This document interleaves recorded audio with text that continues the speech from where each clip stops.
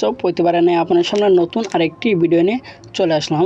আজ দেখাবো যারা আপনারা এইচএসসি 2024 যারা পরীক্ষা দেবেন, ঠিক আছে। আপনাদের পরীক্ষা কিন্তু আগামীকাল পরে কিন্তু রবিবার, ঠিক আছে, 30 জুন কিন্তু অনুষ্ঠিত হবে, ঠিক আছে। তার মধ্যে আপনারা যে কীভাবে আপনারা যে বহু নির্বাচনী অভিজ্ঞতার যে উত্তরপত্রটা অর্থাৎ ওএমআর শিট কীভাবে আপনারা দাগাবেন, ঠিক আছে, আজকে এই নিয়ে আলোচনা করব। এবং আপনারা যে এই সৃজনশীল প্রশ্ন লিখবেন, সেটার মধ্যে কীভাবে লিখবেন আজকে সব নিয়ে আলোচনা করব। তাই বলে নিয়ে আপনি যদি এই চ্যানেল নতুন হয়ে থাকেন তো আপনার একটা রিকোয়েস্ট থাকবে যে এই ধরনের নিত্য নতুন ভিডিও পাওয়ার জন্য অবশ্যই চ্যানেলটি সাবস্ক্রাইব করে পাশে থাকবেন, ঠিক আছে। প্রথমে চলে যাই যে আপনার যে প্রথম অবস্থা তো আগে ওএমআর দাগাবে যে এমসিকিউ যারা, ঠিক আছে, এমসিকিউ যারা সেটা কিন্তু আগে দাগানো লাগবে।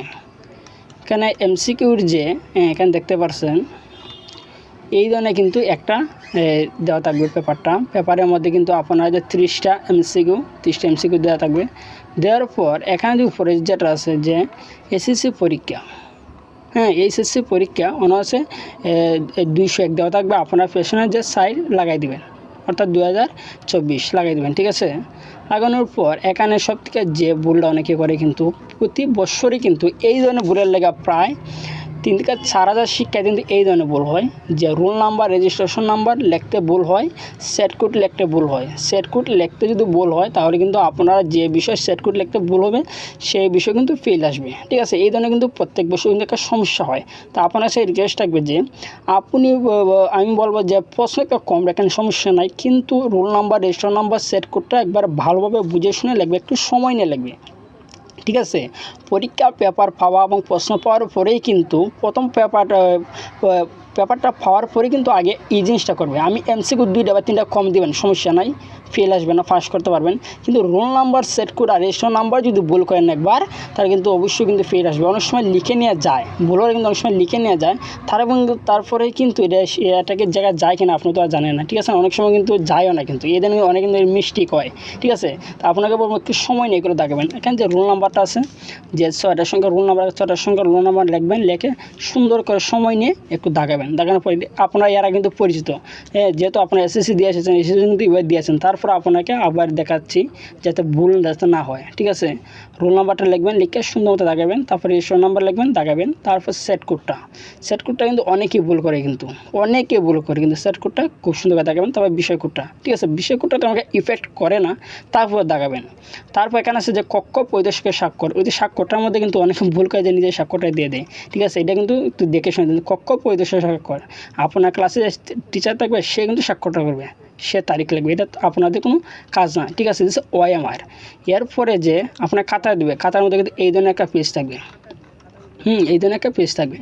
থাকার পর অনার্সে জিএসসি এসএসসি এইচএসসি সমমান মডেল টেস্ট পরীক্ষা আপনারা দেবেন যে এইচএসসির উপরে টিক চিহ্ন দেবেন, ঠিক আছে। এইচএসসি দেখতে পাচ্ছেন যে এইচএসসির উপরে টিক চিহ্ন দেবেন, দেওয়ার পর 2024 দিবেন, ঠিক আছে। দেওয়ার পর অনেক নিচে লেখা আছে যে এই বক্সের মধ্যে কোনো দাগ দেওয়া নিষিদ্ধ, মানে এই বক্সের মধ্যে আপনার কোনো দাগ দেওয়ার দরকার নাই, ঠিক আছে, নিষিদ্ধ লেখা আছে, একটু পড়বেন, ঠিক আছে।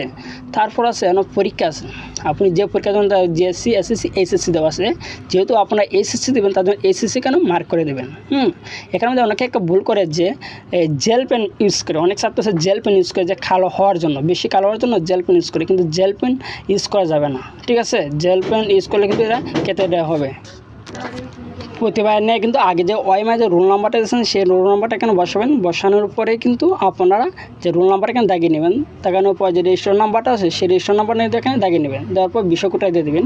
তারপর এখানে দেখেন যে বোর্ড, আপনি যে বোর্ডে পরীক্ষা দেবেন, ঢাকা আছে, রাজশাহী, যশোর, কুমিল্লা, চট্টগ্রাম, সিলেট, যে বোর্ড আছে প্রত্যেকটা বোর্ড কিন্তু এখানে শো করবে। আপনি যে বোর্ডে সেই বোর্ডটা কিন্তু এখানে মানে ভরাট করে দিয়ে দেবেন। তারপর আছে অতিরিক্ত খাতার ক্রমিক নাম্বার, এটা কিন্তু খুব গুরুত্বপূর্ণ।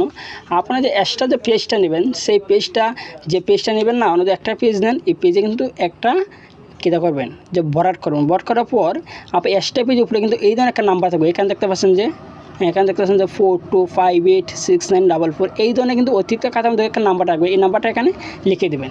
লিখে দেওয়ার পর এখানে আছে যে কক্ষ পরিদর্শক স্বাক্ষর দেয়, আপনার কোনো কাজ নাই, যে কক্ষ পরিদর্শক সে স্বাক্ষর দেবে এবং তারিখটা দেবে। ঠিক আছে, আশা করি যে বুঝতে পারছেন যে এসএসসি পরীক্ষা 2024 OMRC সঠিকভাবে কীভাবে পূরণ করবেন। ঠিক আছে, একটু সময় নিয়ে এবং সৃজনশীল এবং 90 টিকা দুটো কিন্তু একটু সময় না করবেন। ঠিক আছে, যদি একটিবার ভুল করে থাকেন তাহলে অবশ্যই কিন্তু আপনার ফেল আসবে। ঠিক আছে, একটু সময় না করবেন, আপনার আজকে রিকোয়েস্ট থাকবে। ঠিক আছে, আজকে এই ছিল আলোচনা। আপনি যদি এই চ্যানেল নতুন হয়ে থাকেন তো আপনার কাছে রিকোয়েস্ট থাকবে যে এই ধরনের নিত্য নতুন ভিডিও পাওয়ার জন্য অবশ্যই চ্যানেলটি সাবস্ক্রাইব করে পাশে থাকবেন। ধন্যবাদ, দেখা হবে অন্য কোনো ভিডিওতে।